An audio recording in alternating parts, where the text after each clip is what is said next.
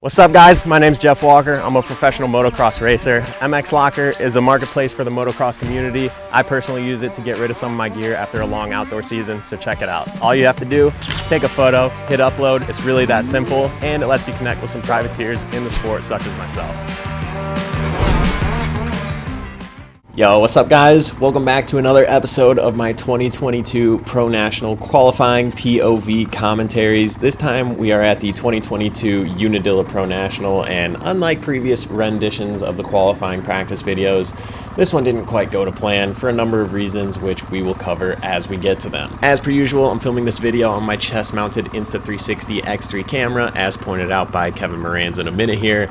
Link to the camera is in the description if you guys want to check it out. I'll be making a full review on the camera soon, so definitely stay tuned if you like this footage and you want to get one for yourself. Some of the more attentive viewers may notice that I'm trying out a new handlebar in this video. My go-to this year has been the Renthal Twin Wall 997, which is used by some other tall guys like Jeffrey Hurlings and Adam Cincerello, but I thought I'd give the 827 Fat Bar a try, as this is by far the most popular Renthal bend among the pro racers. Both Lawrence brothers, the entire PC Cowie team, Jason Anderson, Chase Sexton, and a ton of other guys all use it, so I figured it would be worth a shot. I really like how it feels in my hands, but it's quite a bit lower than the 997, which I'm used to, so I ultimately went back to the 997 after next round at Budds Creek. But in the future, like this off season, I might play around with using this handlebar with some ball risers underneath, just because I really liked how the bend felt in my hands. So we're heading up to the gate right now. I know you guys like to see the behind the scenes stuff of like what goes on down on the starting gate, so enjoy some pre-race shenanigans with me, Jerry, and Kevin before the real action starts. This guy, this Cheeks, you don't even know him. Relax. Check it. We got the tape around it today. She's not coming off. You ever been here before? 2019. Yeah. And then last year my bike blew up on the first lap of practice. Fucking love it. Yeah, it was great. So, kind of, to answer your question. Yeah. It looks like a local prep. A little bit. It looks super hard. Yeah. Not very deep. The wrist's gonna feel so good. Yeah. He's the happiest man in motocross over here. Kevin? Hey, we go up that hill now, huh? Yeah.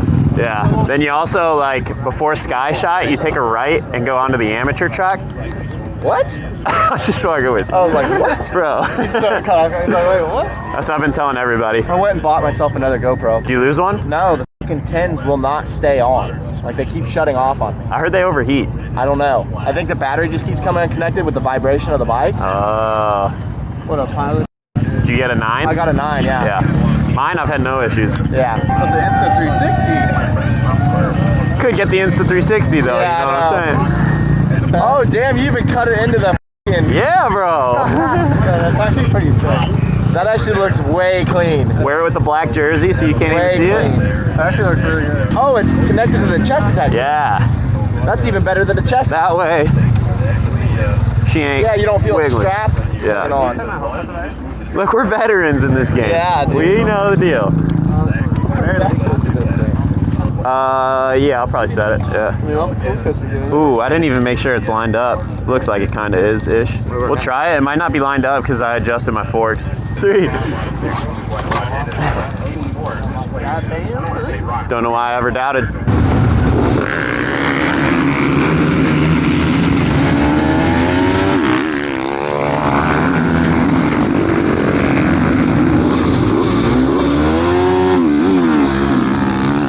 Well, as it turned out, the whole shot device was not perfectly lined up and it popped out like before I could do the start, so that was an epic fail. But yeah, hope you guys enjoyed the little shenanigans there with the boys. It's always kind of fun just not being too serious, loosening up the mood a little bit on the start gate. Anyways, we are off. As you guys know by now, these qualifying practices are only 15 minutes long, which is pretty nuts when you really think about it. Unadilla is one of the longest tracks on the circuit, with lap times being like almost 2.5 minutes long, so that means that even if we were going all out the entire time, we'd only get like 6 laps to completely learn the track and then put in a heater, which is honestly gnarly. When you factor in the sight lap, which we're on right now, that normally takes 4 to 5 minutes. That really only leaves like 4 actually timed laps that you get. So I'm sure someone like Tomac can sprint all 4 of those laps and put in a top 3 qualifying time.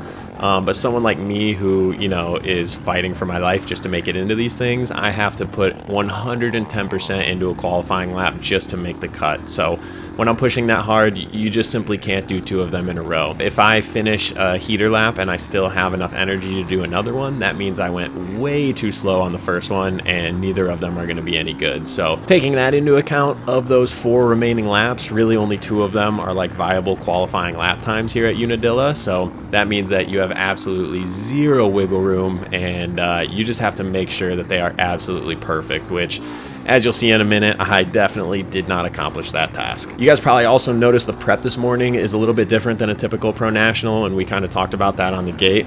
It's actually super dry and not tilled very deep, which is not normal. It makes it way easier to go fast, and as a result, there are a lot more people who are able to kind of get in the mix and put together a really fast lap time.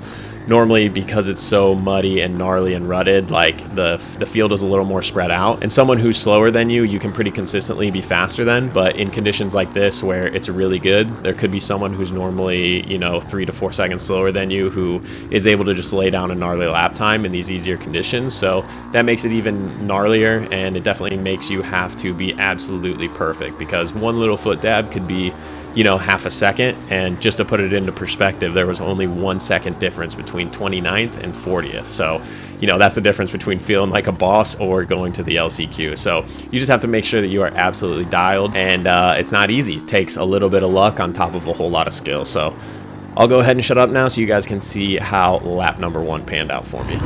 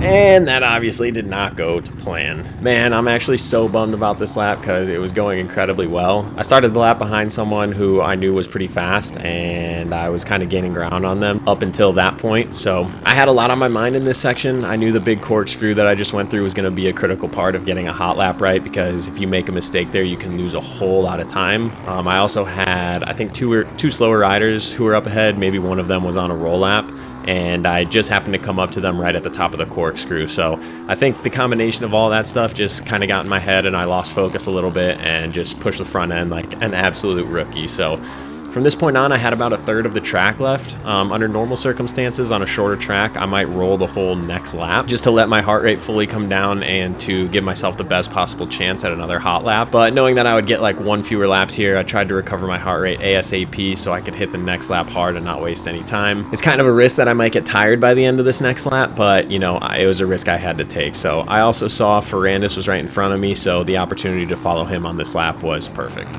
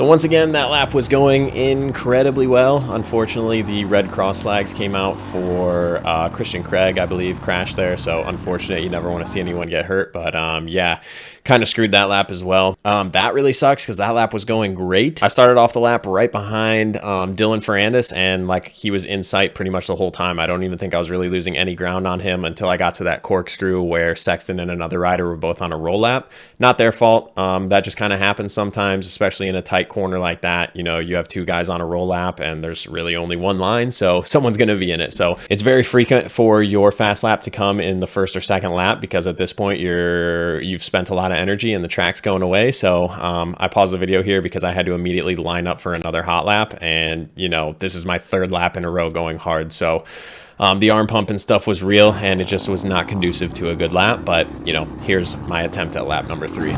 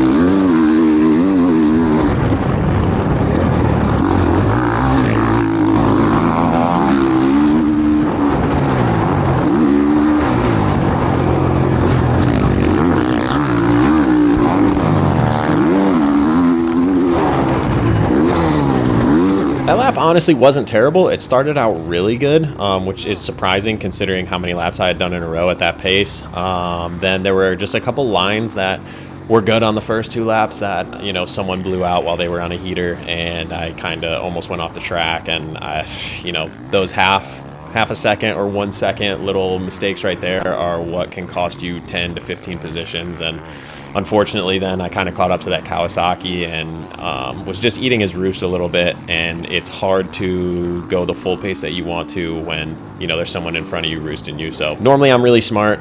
Before I get to the finish line, I'll, you know, space out my timing so that no one's really in front of me. But in this situation, I had no choice, you know. The crash was right before the finish line, so I just had to go with what I was dealt, and unfortunately the cards were not in my hand. It obviously takes a lot of skill to qualify for one of these pro nationals, but what a lot of people don't understand is it also takes a ton of luck and just, you know, a lot of things to come together correctly. So obviously this roll lap is going to be my final lap of the session. I was really hoping I was going to make it to the line for one last heater, just because that would be the only heater where I was actually well rested, and unfortunately that just didn't happen. So yeah, there you go, guys. Normally everyone just shares their successes, but I thought it might be interesting to share one of my failures with you. I did end up going to the LCQ and making it in that way, and actually did pretty well in the moto. So you guys know me, not much of a qualifier. In this case, wasn't entirely my fault, but you know, it happens. A little bit of a reality check, and it just makes you work that much harder during the week and come out next weekend better. So hope you guys enjoyed this video. Hopefully it gave you a little more insight on what qualifying for a pro national is like. And yeah, we'll catch you in the next one, guys. Thanks for tuning in. See ya.